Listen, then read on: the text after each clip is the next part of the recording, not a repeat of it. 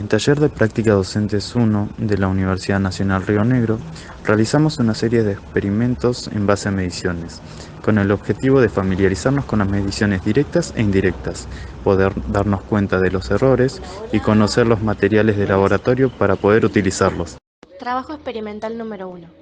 En primer lugar, utilizando una pipeta de doble aforo de 50 mililitros y una propipeta, medimos el volumen de 50 mililitros de agua sacada del grifo del laboratorio de química. Y luego, con una balanza granataria, pesamos los 50 mililitros en una probeta. Antes de colocar el agua, llevamos a cero la balanza con la probeta sobre ella. Con el peso de la muestra y la fórmula de densidad, masa sobre volumen, calculamos el volumen del agua. Por último, calculamos nuestro error porcentual, que nos dio como resultado 0,4%. Trabajo experimental número 2. Para este experimento tuvimos que medir 100 mililitros de agua con una probeta, un vaso de precipitados y una pipeta.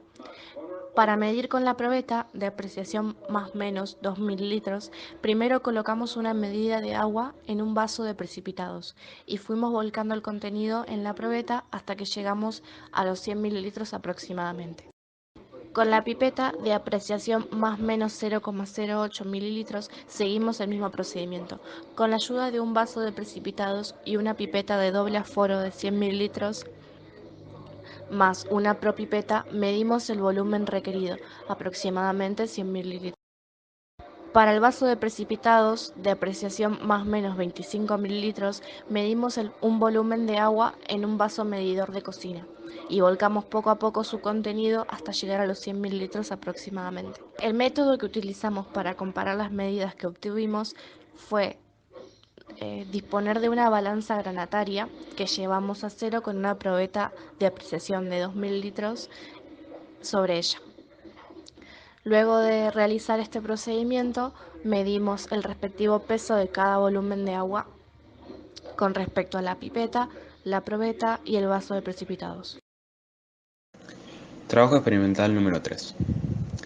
Para la realización del trabajo experimental número 3, armamos un péndulo colocando el hilo en el soporte de forma tal que uno de los extremos del hilo quede sujeto al soporte. En el otro extremo del hilo colocamos una canica. Medimos el largo del hilo, en este caso fue de 0,115 metros. Le dimos un ángulo de inclinación al hilo en extensión.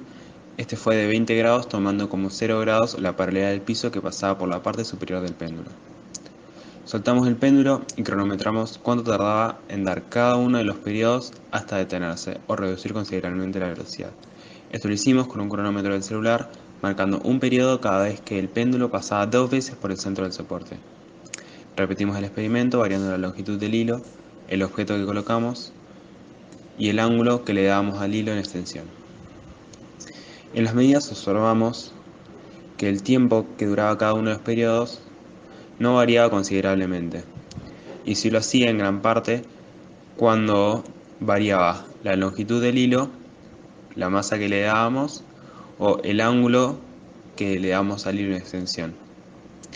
Notamos también que había una cierta imprecisión en las medidas que tomábamos, ya que el observador no tenía con total claridad cuándo terminaba cada uno de los periodos. Experimento número 4. Para la realización del experimento número 4, teniendo la ecuación t igual a 2pi por raíz cuadrada de L dividido gravedad, le dimos un valor a t y a L, correspondiente a los números que nos otorgaron en promedio en las mediciones realizadas, usando como unidad de medida t segundos y unidad de medida L metros. L es la longitud del hilo de extensión y t es la cantidad de tiempo que tarda en dar cada periodo. Despejamos la gravedad, ya que es el dato que queremos averiguar, y nos dio un número bastante preciso, ya que usamos el promedio entre muchas de las mediciones realizadas. No nos dio un valor exacto, ya que los instrumentos no fueron suficientemente precisos, y la visión del espectador no es exacta. Experimento 5 por medición de sus lados. Buscamos en la caja de materiales un dado de madera y una pelota de tenis. Medimos los respectivos lados utilizando un calibre. Para saber el volumen del dado, medimos alto, ancho y largo y los multiplicamos. Después, para averiguar el volumen de la pelota, medimos su circunferencia y determinamos su radio. Al obtener este dato, averiguamos su volumen mediante la fórmula. Volumen es igual a 4/3 por pi por radio al cubo. Medición utilizando la balanza. Colocamos el dado sobre la balanza y obtuvimos su masa. Luego repetimos el mismo procedimiento con la pelota. Mediante la fórmula volumen es igual a masa sobre densidad, determinamos su volumen. Experimento 6. Nos dieron 4 sobres y uno abierto sobre una hoja. Pesamos por separado, un sobre cerrado y uno abierto. Luego pesamos el sobre vacío.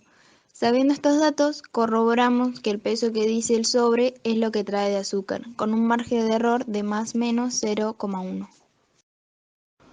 Llegamos a la conclusión de que hay distintas formas de medir una magnitud con distintos elementos, y gracias a que aprendimos a utilizar estos instrumentos de medición, nos fuimos dando cuenta sobre la marcha de los márgenes de error que puede llegar a tener cada uno de estos. Y como las observaciones las realizamos nosotros, varía el resultado según quien lo interprete.